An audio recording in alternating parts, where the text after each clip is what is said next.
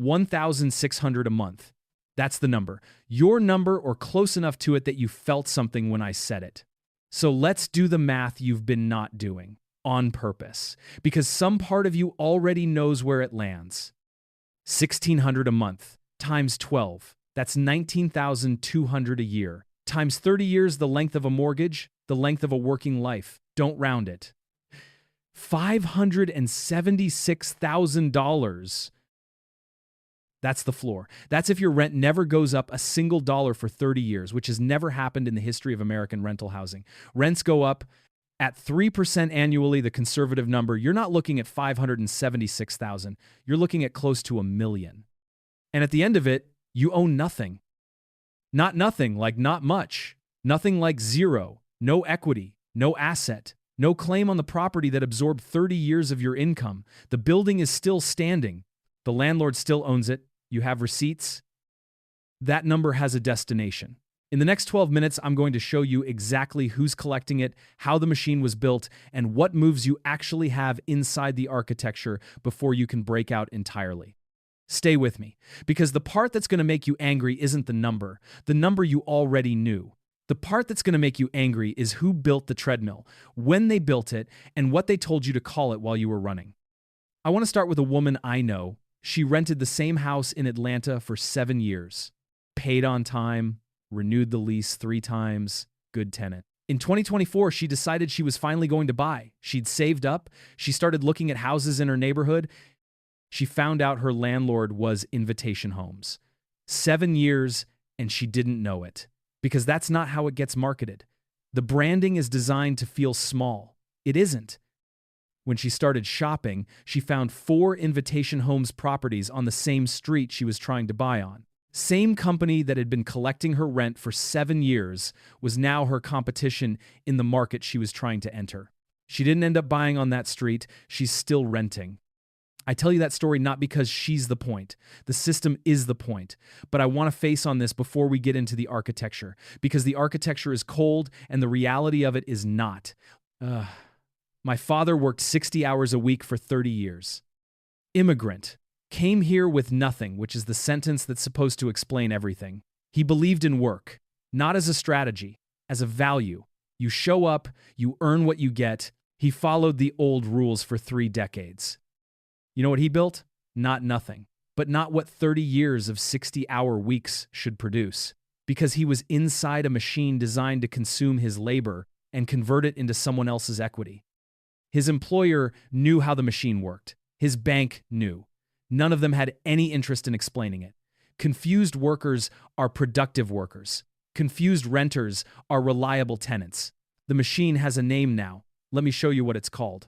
Here's where your $1,600 goes every month. Call it 60 to 70%. That's what services your landlord's mortgage. Your check paying down a debt your landlord took on to own an asset he's building equity in every month with your money. The rest covers fees, taxes, insurance, and his return. Now, zoom out. Invitation Homes owns 86,139 single-family homes, not apartments, houses. American Homes 4 Rent owns another 60-some thousand. 2 companies, 147,000 homes between them. Third quarter 2025, Invitation Homes alone, $688 million in revenue. 1 quarter, and that revenue recycles back into the acquisition machine. More homes purchased, more supply pulled from the ownership market, more competition for the buyer you're trying to become. The flywheel is self-reinforcing by design. I know the debunk. They only own 2 or 3% nationally. This is overblown. That number is accurate, and I'm not claiming they own everything. They don't need to own everything. What they needed to do was buy enough homes in a specific window to tip the supply equation, and they did. Here's the context that makes that number land the right way. Before 2011, no single investor in the history of American real estate had ever owned more than 1,000 single-family homes. 1,000. That category, the institutional single-family landlord, did not exist. It wasn't a small industry or an emerging sector. It was not a thing. And then 2008 happened. Foreclosure crisis. The event that wiped out more middle-class housing wealth in a shorter period than anything since the Depression. Families lost homes, whole subdivisions went dark, and in the years following the crisis, institutional investors armed with cheap capital, algorithmic buying systems, and a market flooded with distressed inventory purchased and converted hundreds of thousands of those foreclosed properties into rental homes. By 2022, 32 institutional investors collectively owned 450,000 single-family homes. That's the GAO number. Not an estimate, not a range, the verified count. The crisis that destroyed middle-class homeownership is the exact same event that created the institutional landlord class. Same wreckage, different beneficiaries. Atlanta. According to market data, they now own 25% of the single-family rental market. Jacksonville, 21. Charlotte, 18. When you're competing for a house in Atlanta and Invitation Homes controls a quarter of the rentals, you're not up against two other buyers. You're up against a balance sheet that has been compounding since 2009. The Cage has a birthday, 2009 through 2013, built on the wreckage of families who lost the homes they were in. And one more thing on who built this. In 2017, Fannie Mae government-sponsored enterprise backstopped a $1 billion loan to Invitation Homes. First time in history, Fannie backed a single-family landlord company, the same GSEs that helped blow up working-class homeownership through catastrophically lax mortgage standards in 2007, turned around and financed the institutional landlord class that replaced the people they helped displace. No secret room, no conspiracy, just incentives. And you weren't in the meeting. Quick pause, because I want to give you the Invitation Homes marketing copy for a second. They called it a worry-free leasing lifestyle. That's the phrase. Worry-free leasing lifestyle. Meanwhile, in 2024, the Federal Trade Commission sued them for hiding junk fees in leases, deceptively pricing rentals, wrongfully withholding security deposits, and conducting illegal evictions, including during the pandemic when federal law said you couldn't do that. Settlement: $48 million. No admission of wrongdoing. Their average annual lease fees on top of stated rent that tenants often didn't know existed when they signed grew from $201 to $449 between 2018 and 2021. More than doubled. While you were paying rent, the fine print was getting bigger. Worry-free leasing lifestyle. So you're in the machine. Can you get out? Here's where the math gets specifically cruel. You're saving for a down payment. Good. Your target is $30,400, the typical down payment right now. At $50,000 a year, saving 5% of income, that's about $212 a month. Right around what the average American saves. You're doing the thing. At $212 a month, hitting $30,400 takes 143 months. Call it 12 years. Now here's the treadmill. That target is based on a $400,000 home today. At 3% annual appreciation conservative, homes are up 49 to 53% since 2020. But I'll use the long-run moderate number. That same house in 12 years costs $570,000. Down payment on a $570 house at the same ratio, $43,000. You saved for 12 years. You have $30,000. The target is now $43,000. You are $13,000 further from the exit than when you started, and you did everything right. I want to stop here because I know what some of you are thinking. Some of you have been doing the math along with me, and you've got a number in your head that you think punches a hole in this. And the number is my mortgage payment. Yeah, but renting is cheaper month to month than buying. In my city, significantly cheaper. The mortgage on a comparable house would cost me $1,400 more per month than I'm paying in rent right now. That's real money. That's not nothing. So isn't this more complicated than you're making it sound? Yes and no. The monthly gap is real. I'm not going to tell you it isn't. Mortgage plus taxes plus insurance on a comparable property runs $2,800 to $3,000 a month against your $1,600 in rent. That $1,200 to $1,400 monthly difference is real money, and over 30 years, that's somewhere between $432,000 and $504,000 in additional payments. I'm not hiding that. I'm putting it directly in front of you. Stay with me, because this next part is the one they never finish. What the monthly comparison is missing, and this is the calculation the housing industry has, every incentive to keep you from running is what happens at year 30. The buyer who paid more every single month owns an asset. The house that costs $400,000 today is worth around $970,000 in 30 years at 3% annual appreciation, and that's the conservative, long-run, moderate number.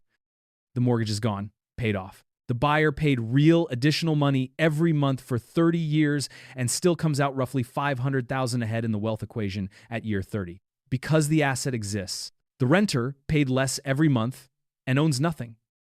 The question isn't what you pay each month, it's what you own when the payments stop. And that comparison, the one that actually matters, never shows up in the monthly payment conversation. The monthly comparison is the wrong comparison. It was always the wrong comparison. Back to the treadmill, because here's the part that doesn't get said. This isn't a personal failure. The exit door moves faster than you can run toward it because asset prices inflate faster than wages. That's a structural feature of this market, not a reflection of how hard you tried. The down payment tunnel, the idea that if you just save hard enough, you'll eventually hit the number, assumes a static target. It isn't static. It never was. Now, let me tell you about the flexibility thing, because this one is personal. 74% of renting millennials say they can't afford to buy. Roughly 30% say they prefer to rent. So this matters. The renting gives you flexibility. Framing didn't come from renters. It was adopted by renters. As a psychological defense against captivity, I'm not stuck. I'm choosing this. I value the flexibility. I'm not mocking that. I understand exactly why the brain does it. When you can't change something, you reframe it as a preference. That's not weakness. That's how people stay functional inside situations they can't immediately fix. But the cope has a cost. It prevents the anger, and the anger is what activates strategy.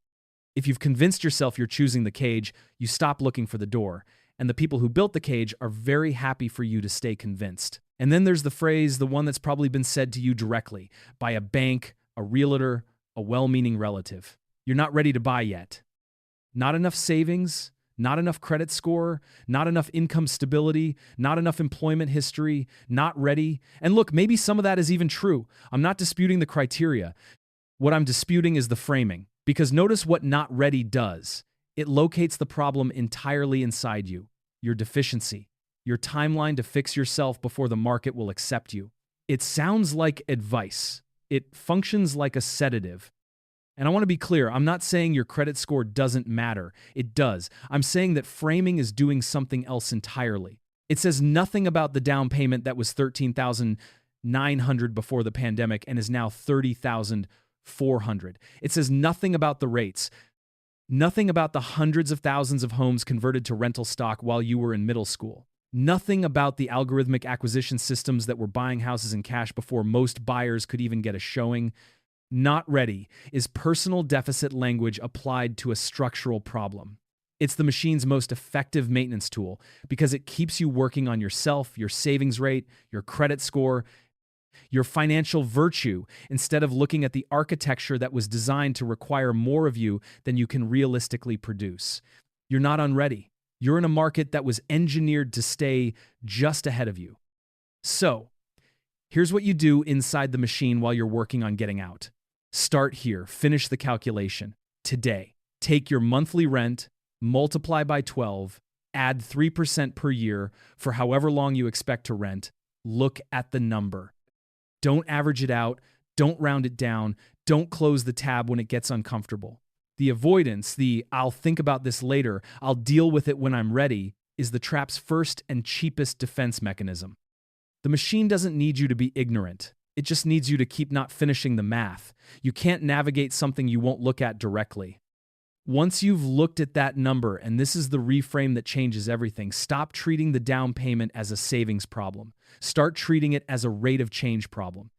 Because those are different problems with different solutions. A savings problem says, save harder, sacrifice more, get there eventually. A rate of change problem says, the target is moving at 3% a year. Which of my variables can I change to outrun it? Geographic arbitrage is one answer. If your job is remote or portable, a lower-cost market doesn't just mean cheaper rent. It means the down payment threshold drops 30 to 40% in some metros.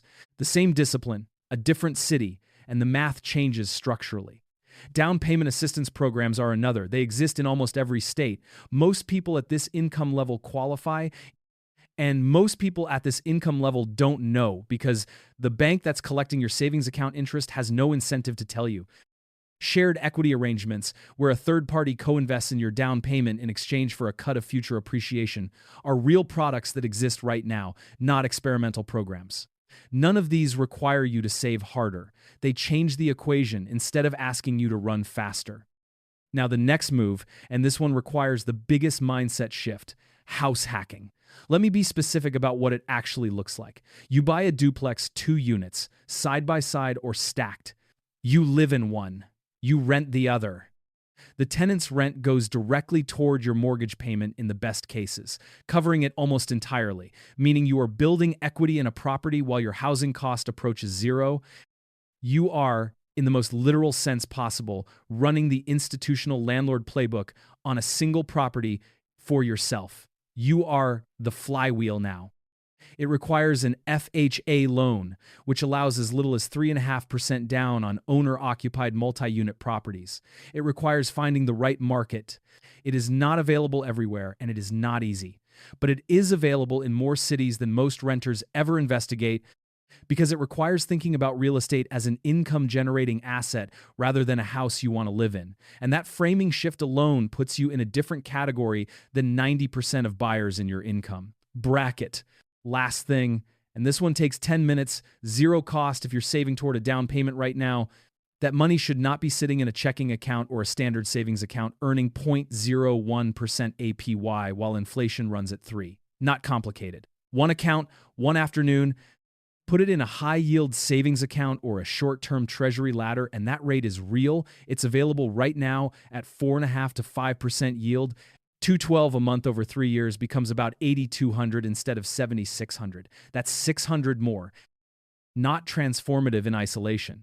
But it's yours. It requires a single afternoon to set up, and there is no logical reason to hand it to the bank that is already profiting from your deposits. The machine takes enough. Don't give it the margin to. Here's the verdict. The rent trap isn't what your parents meant when they said throwing money away. That phrase is too small. What this is a precision instrument engineered at the policy level, built by institutional capital on the wreckage of the 2008 foreclosure crisis, and maintained by cultural messaging that found a way to make captivity sound like a lifestyle choice. Your $576,000, the floor, the conservative number, the one that assumes rent never increases, has a destination. Invitation homes, American homes, for rent. The landlord whose mortgage your checks are paying down, and on top of the stated rent fees the FTC said you didn't know you were being charged, a court agreed, and the company paid $48 million to settle without admitting they did anything wrong. Your down payment target isn't a finish line, it's a moving target. It moves at 3% a year while your savings accumulate at whatever you can carve out after the rent clears. You're not behind because you failed to plan, you're behind because the math was designed to run faster than you can. But the math has countermoves, the cage has gaps, and now you know where both are. That's the thing they were counting on you never finishing.